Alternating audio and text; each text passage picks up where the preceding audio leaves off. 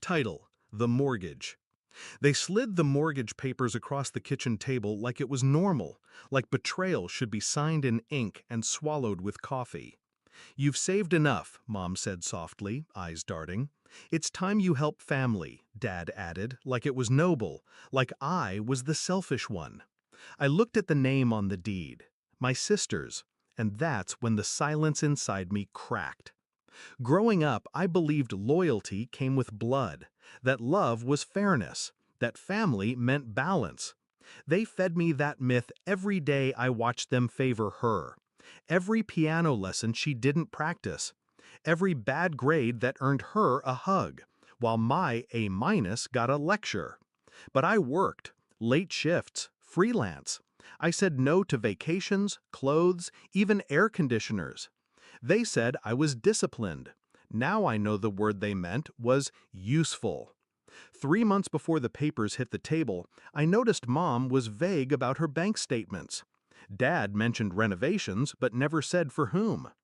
Then my sister posted a photo, a brand new house, marble counters, a wraparound porch.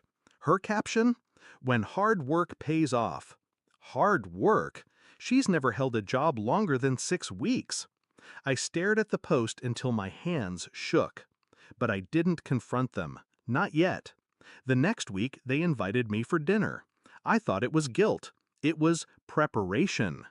They served my favorite, lamb roast, mint sauce, even the expensive wine. That's when Dad pulled out the folder. Mom smiled, almost apologetically. "We already co-signed for her, but now the monthly payments—" "She can't afford it," Dad finished. "But you can." I didn't say a word. I just looked at them like strangers, because that's what they'd become. I said no. Not with anger, with finality. And that should have been the end. But they sued me. The letter came a week later, civil court, claiming implied contract, familial obligation, and a handful of other phrases that meant, "You owe us for loving you." $350,000. The cost of her house and, apparently, my childhood. My lawyer laughed when he saw the paperwork. Then he stopped laughing, because they'd built a case. Emails where I said, "Let me know if you need help." Texts where I said, "Whatever I have is yours." Photos of birthday gifts.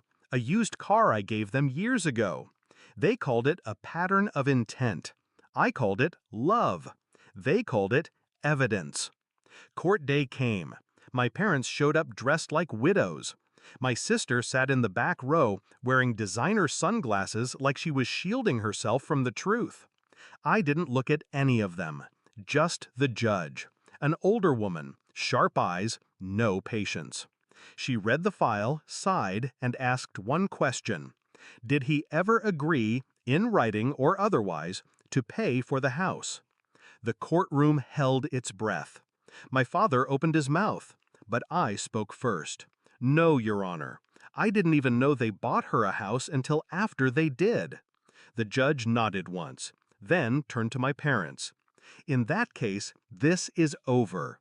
Case dismissed. No fanfare, no long speech, just a legal gavel and a lifetime of silence." But I wasn't done. You see, while they were building a lawsuit, I was building a firewall. I froze the joint savings account. I withdrew every dollar I had ever deposited into their assets. The car they still used? It was in my name.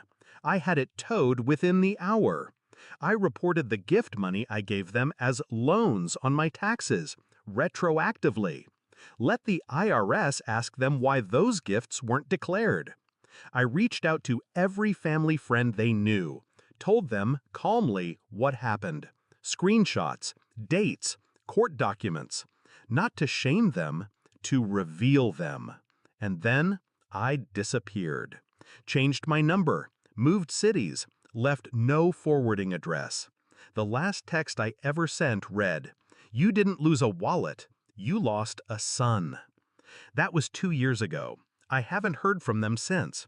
But every so often I get an anonymous email, a GoFundMe, a whispered apology through an old friend. I never reply. Because closure isn't a conversation. It's a locked door. People ask me if I miss them. I miss the version of them I thought existed. But the truth?